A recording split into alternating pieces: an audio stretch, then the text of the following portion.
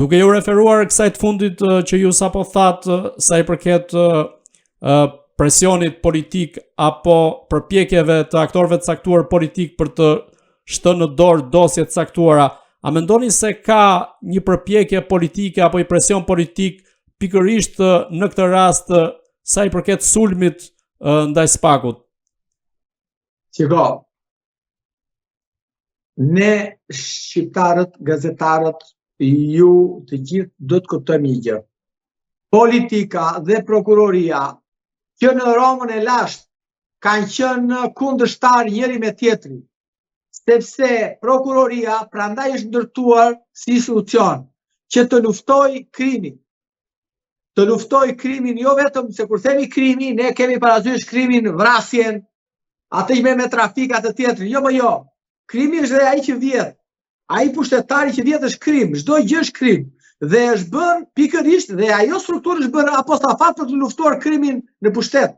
Krimin në pushtet që fillon që nga ajo vjedhja e atij në Pusit deri tek drejtuesi i shtetit. Kështu që interesin e kanë ata. Pra loja, armiqësia është ndërmjet prokurorisë edhe pushtetarëve. Dhe pushtetarët janë ata të cilët kanë interesin e tyre për të bërë keq dhe për ta luftuar në çdo formë organin e akuzës. Sepse organi i akuzës do ta pranojmë diçka, ose politika, ose do ta kapi për ta përdorur ndaj kundërshtarëve të tyre, ose do ta kapi për të luftuar kundërshtarët brenda partisë, brenda grupimeve, ose do ta kapi për ta patur nën kontroll që ajo mos të veprojë në asnjë mënyrë. Zoti Rama e ka kapur në këtë formë. E ka kapur që të luftojë dhe kundërshtarët politik, po edhe kundërshtarët brenda partisë së tij.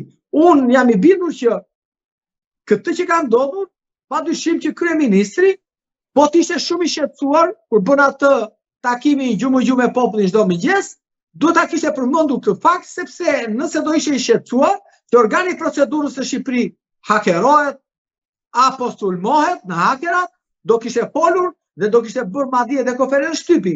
Po kjo vërteton dhe njerë që politika është shumë e kënaqur, madje është shumë komode që ka marrë këto informacione dhe është sulmuar organi i procedurës nga hakerat apo nga ku ta di unë. Kështu që duhet ta ndajmë këtë histori. Politika dhe prokuroria janë dy institucione që janë në armiqësi njëra me tjetrën. Jo vetëm në Shqipëri, kuptohemi, ëh? Jo vetëm Shqipëri, është në gjithë botën kjo punë. Është në të gjithë botën. Prokuroria dhe politika, politikanët nuk shkojnë njëri me tjetrin, sepse janë në konflikt të hapur. Njëri jeton, tjetri mbrohet. Në këtë rast, cili është roli kryeministrit Edi Rama dhe sa ndikim ka ai në dirigjimin e dosjeve të caktuara kundrejt SPAK-ut dhe apo përgatit politika atë që quhet dhe Komisioni Xhafaj për ta zhbërë SPAK-un, nisur dhe nga deklarimet e fundit qoftë kryeministrit Edi Rama, por edhe të Berishës që SPAK-u mund të zhbëhet? Jo, do të kuptojmë diçka. Ai që është pushtet kërkon ta kapi SPAK-un, pra prokurorin. Në rastin konkret, zoti Rama ka njerëzit e vet atje, jo të gjithë, do ta pranojmë këtë fakt, jo të gjithë që kontrollon brenda në atë strukturë. Dhe zoti Rama po t'i vësh re më çështja e Veliaj i bëri një marsh ndjetro, sepse e kuptoi që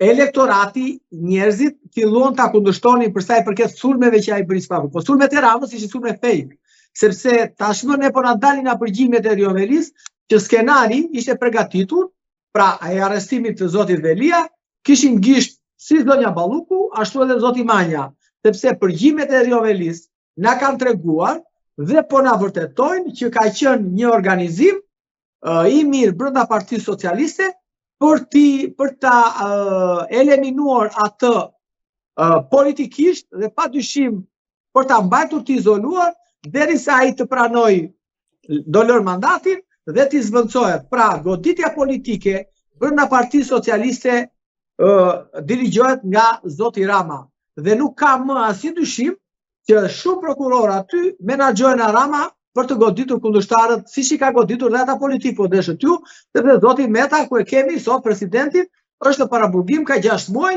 nuk dihet se është në paraburgim, nuk është pyetur, madje është pa akuzë akoma, dhe zotin Berisha gjithashtu, apo zotin Mediu që është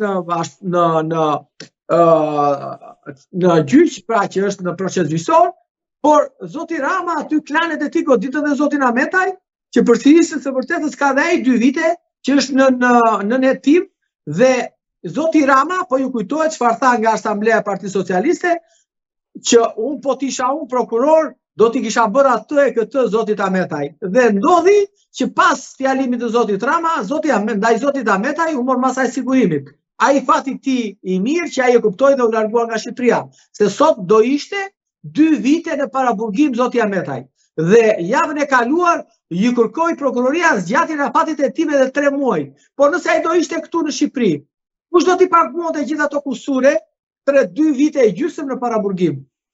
Ja, kjo është ajo për të cilën ne e themi që drejtësia dirigohet. Dhe nuk është herezi, nuk e shikoj herezi këtë, që pse zoti Rama ka kapur prokurorin, se çdo kryeministër ka ëndër ta kapi prokurorin. Nuk e kap dot në Francë, ose se kap dot në vende të tjera, po dhe në Francë pas kanë kapur me sa pam me atë dënimi që i bën asaj kundërshtares të zotit Sarkozy, Le Penit. Dhe kështu që dhe në Amerikë po deshet ju ka prokuroria nga Bideni për të goditur zotin Trump. U desh që të vinte fitonte zgjedhjet zotit Trump, që t'i binin akuzat se po mos i fitohet zgjedhjet, sot do ishte e sigurt që do ishte në mas arresti. Kështu që prokurorit kërkohen të kapen nga politika. Ka prokurori siç është Italia, që Giorgia Meloni nuk e kap dot, sepse ata prokurorët kanë atë integritetin, kanë profesionalizmin e kështu me radhë që nuk kapen. A është duke përgatitur terrenin e saj politika, konkretisht sa i përket dhe përdorjes së mandatit të kreut të SPAK-ut që në mos gaboj ka të bëjë në vjeshtën e këtij viti? Shiko, ju pak më parë më thatë që do shkrihet, kërkoj të shkrihet SPAK-u.